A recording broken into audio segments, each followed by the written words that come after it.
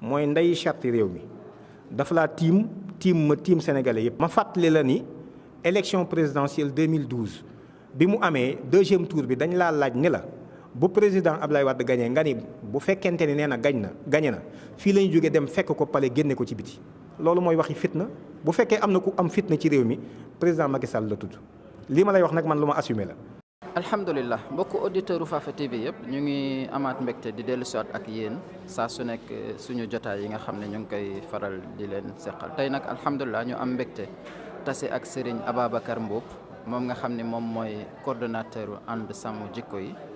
ñu fekk ko fii ci Kaolack xam naa loolu lañ koy laaj sax ginnaaw Serigne bi biñ la nuyoo ba pare dañ la gis fii nii nga am ay kilifa yoo xam ne ñoom nga doon taseel ñu bëggoon laaj rek ñooñu nga doon giseel tey jii nii ñoom ñooy ñan ak lan moo sabab maanaam seen ndaje bi bismillah. waaleykum salaam wa rahmatullah wa barakaatu ngir fay la nuyoo bu sell te tedd di wax asalaamualeykum wa rahmatullah wa barakaatu di nuyu mbokki internautes yi nga xam ni ak téléspectateurs yi suivre Fafa TV di nuyu mbokki Kaolack di nuyu mbokki Sénégal itam. waa tey jii dañu ñëwoon Kaolack ndax dafa am benn ndaje moo xam ni daf doon dajale ñeenti région yi nga xam ne ñoo nekk ci gox bi muy région de Kaffrine région de Kaolack région de Diourbel ak région de Fatick. cellules départementales yi nga xam ne ñoo seq département yooyu ñoo amoon ndaje tey fii ngir doon liggéey ci waajal suñu journée de mobilisation bi ñu war a def le 20 février fële ca Dakar. loolu lañ fi doon waxtaane moo waral nga gis mbooleem département yi ma tudd ay délégation bàyyi ko woon foofa ñëw tey jii ñu war ko waxtaane noonu lañ koy defee ci yeneen axes yi nga xam ni tamit séddale nañ ko liggéey bi ci biir réew mi itam. alhamdulilah mu mel ni kon leer na kon buñ la déggee sëriñ bi dafa mel ni loolu nga xam ne moom mooy combat bi nga xam ne moom ngeen doon wax mooy le combat contre l'agenda LGBT. donc ci fan yi rek ñu gis le président de la république moom dafa tase ak ay imam léegi ci ndaje boobu mu wax ni kat ni lii nga xam ne mooy mbirum homosexualité nga xam ne dafa bokk ci lenn ci agenda bu ngeen di xeex mu wax ni kat loolu kat waratul nekk maanaam débat ci mim réew ndax moom am na si une position tranchée position bi nga xam ne mooy bu leer la. mu ni kat yéen ñii nga xam ne yéenay ànd sàmm jikko yi ak yeneen imam mu ni kat xëy na bu fekkente ne da ngeen ciy wax xëy na kon fitna ngeen nar a jur loolu kaddu yooyu nan nga ko nar a jàng Serigne Ababacar est-ce que du kon yéen da ngeen bëgg jóg ay fitna. maanaam kaddu yi daf may reeloo sax dafa may reeloo xam nga am réew ay loi ñoo ko tënk te kaddu président du loi.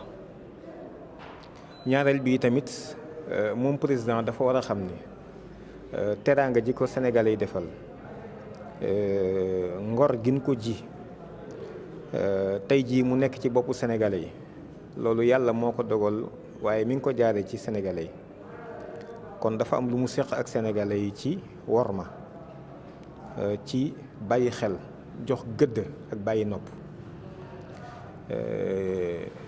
ni muy traité doomam ji mu jur noonu la war a xoolee kuy citoyen sénégalais cofeel googu la war a am ci moom ak yërmande ak ñeewant xam nga kilifa dafa am ñaar yooyu daf ko war a jéem a roy nit boo jiitoo da nga war a yërëm ña nga jiitu ba noppi ñeewante leen waaye gis nañ ni loolu feeñul ci ay kàddoom waaye ginnaaw dañuy wax ci débat bu technique boo xam ne ci wàllu yoon la dañ ko bëgg a xamal rek ni ko moom kàddoom du loi ñaareel bi it réew mi kenn tënku ko ci jëmmam akuk nekkam ba mu bëgg naan fii ak maa ngi fekk fii ak nekkuma fi réew mi ëpp na loolu moom laata muy gane àdduna fekk na réew mi am man mii laata muy gane àdduna fekk naa Sénégal am dañ fiy jógee yi tamit Sénégal di wéy kon mënee su koo tënk ci suñuy kàddu ak suñu nekk moom fii ak ñaari at dafee war a jeexal waaye léegi après nag fii ak 3 ans fii ak 4 ans nag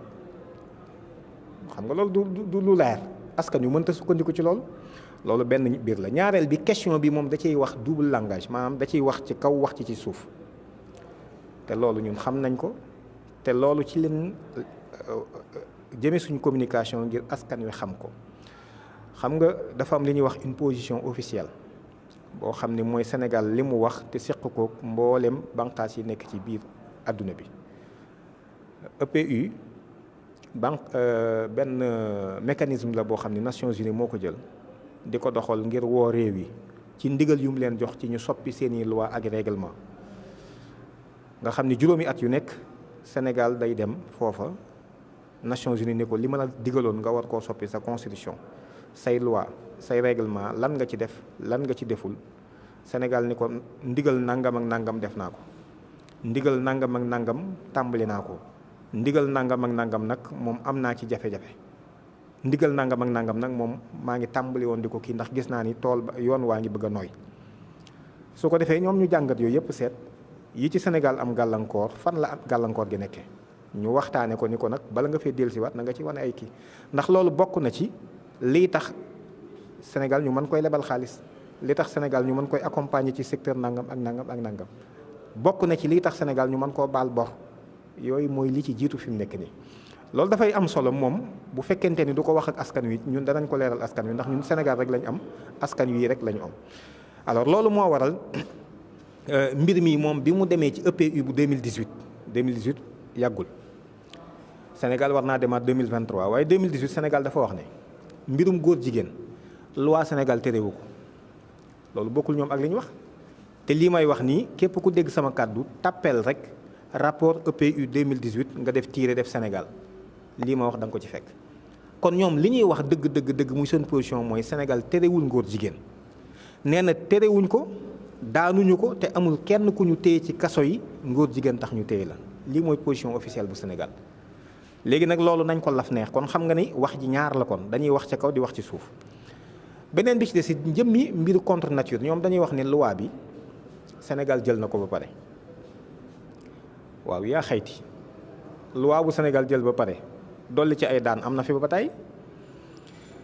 ñoom kañ dañu wax ni kilifa diine yi lañu tegul fenn seen kaddu ak seen signature jàpp nañ ne du dara ndax ay citoyens ordinaire lañu ñoom nañ wax ni askanu Sénégal dañ leen a jéppi dañ leen a xeeb dañ leen a jàppee ay ginaar yoo xam ni buñ leen soxloo ci élection ñëw génne xaalis tuur dugub ji jàpp ñi ñu ciy jàpp def ca lañ cee def wanaat leen ginnaaw nañ wax loolu waaye dëgg loi bu fi nekkoon ñu yeesal ko gën koo taral mbaa ñu soppi ko yàgg naa am dama ci joxe ay misaal xam ngeen ni loi buy pénaliser mbirum sàcc jël loo moomut ba Sénégal ba tey am na fi sàcc lu mu mën a doon nga sàccug jur yoon daf lay daal ndax délit la woon waaye président dafa génn dem fii rek toog di wax nit ñi ni ko ñun daal sonn nañ ci sàccug jur gi dañoo bëgg ñu criminaliser ko mais président moo ko porté daal ni kon loi bi am na fi sama askan nee nañu dañ koo bëgg a criminaliser kon dama koy criminaliser loolu moom président Macky Sall moo ko def loi bu fi nekkoon ñu criminaliser ko ñu daal di dellusiwaat am ay jigéen ñu jóg ndax xam ngeen ni viol tamit naka jëkk délit ci réew mi am ay jigéen ñu jóg daal di def plaidoyer dem gisee président ni ko ñun ko dañoo bëgg léegi nga daal di criminaliser viol délit la woon président ni acca li ngeen bëgg dama koy def wala ñooñu dañoo am dayoo bu xalif généraux yi ak amir association islamique yi amul ci réew mi nañ wax ci mu leer wala boog dafa jéppi kilifa diine yi lan moo tax ñu koy indil question bii ba naan ko dañoo bëgg ñu criminaliser ko wax ji dañ ko wax mu leer rek ñun tuumaaluñ ko dara waaye terewul bi jigéen ñooñu defee plaidoyer président moo porté projet bi defu ko proposition de loi projet de loi moo ko porté dugal ko assemblée ni nañ criminaliser viol ñun ñëpp ñu ànd ci ndax viol moom du yëfi nit donte ñoom am na ay sew-sew yu ñu ci dugal yoo xam ni lu doy waar la ba nga xam ni sa soxna si nga yor sax loi bi mën naa dal sa kaw donte nag viol mën nañ koo tuumaal góor mën nañ koo tuumaal jigéen ma dolli la ci beneen loi bi jëm ci terrorisme 2007 la woon ci régime Abdoulaye Wade président Macky Sall yeesal na ko fi ñaari yoon nga xam ni loi bi existé na depuis 2007 mais dafa ñëw 2016 gën koo taral yokkaat ci ay yëf ndax contexte bi moo ko waral contexte international bi barki dem 2021 bi indiwaat na ko dugalaat ci ay yëf gën koo taral kon mbokki Sénégal ngeen xam ni li président wax loolu du aw lay du lu ñuy dégg lim leen bëgg a wax rek yéen mooy kilifa diine yi amuñu dayo seen kàddu tekkiwul dara seen signature tekkiwul dara lii rek moom mooy wax ji léegi nag dana laaj ma expliquer moom li muy wax acte contre nature moom mooy lan bu fekkee xamu ko man danaa ko xamal askan wi tamit xamaale ko. gis nga acte contre nature mooy jëpp jëf joo xam ne safaanoo na ak li ñu xam waaye mbirum homosexualité moom code pénal bu Sénégal ca tàmbali ga ba ca bopp ba amu ci nekku ci waaye nag biñ koy def 66 ngóor jigéen mënoon nañ ko cee dugal ndax ñun Sénégal loolu bokkul ci li ñu xam kon mën nga ko dugal ci acte contre nature mën nga ko cee dugal laa wax waaye 66 ñaar fukki at ak ñeent ginnaaw ba 1990 Nations Unies ci benn bànqaasam bu ñuy wax OMS mooy organisation mondiale de la santé ñoo yor wàllu paj yeeg wér-gu-yaram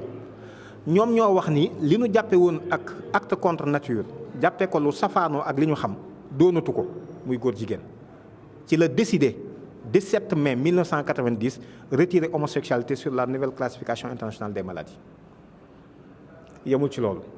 ci 2011 le 15 juin 2011 Nations Unies daal di jël beneen dogal ci bànqaasam bu ñuy wax le comité des droits de l'homme des Nations Unies daal di jël benn loi ñoom résolution lañ koy tuddee résolution boobu nag nga xam ni bu ñëwee Sénégal mooy ëpp doole loi yu ñu fi fekk itam résolution boobu moo jox àq ak yelleef ñi nga xam ni ay góor jigéen lañu góor ak góor guy sëy jigéen ak jigéen ji sëy ak ya ca aju LGBT yi loolu depuis 15 juin 2011 la woon kon xam nga ni li mu doon tekkee 66 ak li mu tekkee tey bokkatul kon leeral naa la ni jëmmi loi bu fi nekkoon rek ñu laalaat ko yéege ko feneen am na fi ba tey waaye sax bii moom dañ ko war a leeralaat ndax la mu doonoon 66 nekkatu ko fi mu nekk nii dafa soppiku rawatina bi ma la waxee ni la même Sénégal sax moom nee na góor jigéen moom terewu ko te daanu ko itamit EPU bu 2018 la ko wax. kon nag loolu ñun lañ ci doon leeral rek ndax suñu dayoo mayuñu ñun ñuy wax ay waxi larax suñu dayoo it mayuñu xam nañ ni suñu kàddu yu ñuy wax balaa yegg yàlla mën naa wàcce dogalam ci moom suñu kàddu du yegg te bu ñu duggee ci bàmmeel lan la ñuy wax te xam nañ ni wa kulluhum atihi yawmal xiyaamati fardan ginnaaw loolu ñun xam nañ ko ñun bokkuñu ci ñi nekk ci ay calcul ak di wut dara ñun àdduna si wutuñu fi dara xam nañ ni ku taxaw lañ rek doon jaamub yàlla boo xam ni dee rek la ñuy xaaruñu leneen ñun dee kese kon kuy xaar dee am na ci beneen dynamique bu mu nekk que yéen calcul yi ngeen nekk ak vraiment perspective yi nga xam ne ci ngeen inscrire am loo xam ne si il faudrait que ma leeral ko ndax dégg naa ci kàddoom mu wax ni dañ ko tuumaal loolu moom askan wee jugé ñun tuumaaluñ ko dem na iTélé 2015 ñu laaj ko ci mbirum association ci góor jigéen ñi mu ne il y a des homosexuels au Sénégal il y a des homosexuels au Sénégal maanaam ay góor jigéen am nañ Sénégal ay góor jigéen am nañ ndax mbootaay yi leen di jàppale sañ nañoo taxaw ci pénc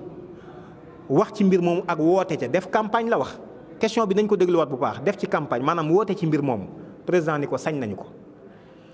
journaliste bi ne ko mbaa duñ ci am jafe-jafe kon mu ne ko xaw ma ndax danañ ci am jafe-jafe mu jëm en tout cas duñ ko am ak gouvernement loolu leer na loolu moom moo ko waxal boppam xanaa kon moom moo njëkk a tuumaal boppam am déet loolu nit ñi tàppe leen communication droit de l'homme droits humains Sénégal 2015 Macky Sall iTélé da ngeen ko déggal seen bopp kon li ñuy wax ñun sosaluñ ko fi may daaneele sama kàddu nag muy lu am solo dama dégg muy waxi mel ni kuy tëkkuwaate ak naan fitna président ma laaj na fitna ji ngay wax mooy lan la firi wala boog yow li ngay tudde fitna ak ñun li ñu xamoon ci fitna dafa bokkul bu dee ànd sàmm jikko ngay wax ni waxtaane gi muy waxtaane lii nañ koy criminaliser loolu nga tudde fitna loolu nan la mën a doone fitna ànd sàmm jikko yi du moom moo ko demandé askanu Sénégal moo ko demandé kon loolu lan nga jàpp ni moo ciy fitna dugal ab loi dong nga ni fitna la li nar a indi fitna ci réew mi koñ mooy ñàkk koo def ndax dégg nañ ba tey ay nit ñu jóg ni bu ñu fi jàppee bu góor jigéen dañ koy taal te ñun bëgguñu loolu ci réew mi ndax loolu mën naa indi instabilité ci réew mi kon ñun réew mu dal lañ bëgg réew moo xam ne ku ne boo xëyee la nga bëgg a liggéey da nga ci liggéey te dara du la gàllankoor ku ci nekk vaquer ci say occupation ñun loolu lañ bëgg li ngay tuddee fitna mooy lan naan nay woote ay manifestation léegi te bëgguma fenn fi ñu yegg fa fan la ñuy yegg fan président man dama yaakaar ni ñi nga àndal wala say mbokk dañ la waxantewul ak yow dëgg réew mi moomoo ko doon woo ko am na ñu la fi jiitu woon da nga fiy jógee tamit ñeneen nekk fi kon yaakaar naa ni rafetal sa diggante ak askan wi am na solo ma fàttali la ni élection présidentielle 2012 bi mu amee deuxième tour bi dañ laa laaj ni la bu président Ablaye Wade gagné nga ni bu fekkente ni nee na gañe na fii lañu jógee dem fekk ko pale génne ko ci biti loolu mooy waxi fitna bu fekkee am na ku am fitna ci réew mi président Macky Sall la tudd lii ma lay wax nag man lu ma assumé la yow yaay nituk fitna ba tàmbali ci askan wu génn constitution may leen loolu ñu ne dañoo bëgg ab loi nga naan ay fitna ana fitna ji. ànd sàmm jikko yi taxawu nañu def ay manifestation di liggéey presque depuis 2016 ba léegi ñoo ngi ci liggéey bii kenn mësta gis ku ñu xusi te incha allah li nekk suñu kanam ñun xusiwuñu kenn xuriwuñu kenn ñun kon duñu nit yi fitna ana fitna ji. kon yow yaa am fitna wala boog yaa xam li tax mbir mi yóbbu la ci nga waxee nii ak saw askan nan leen fitna mais fitna fii amu fi bu fitna amee yow yaa ko nar indi ci réew mi. ñun incha allahu rabbi constitution bu Sénégal mooy ndey charte réew mi dafa laa tiim sénégalais yëpp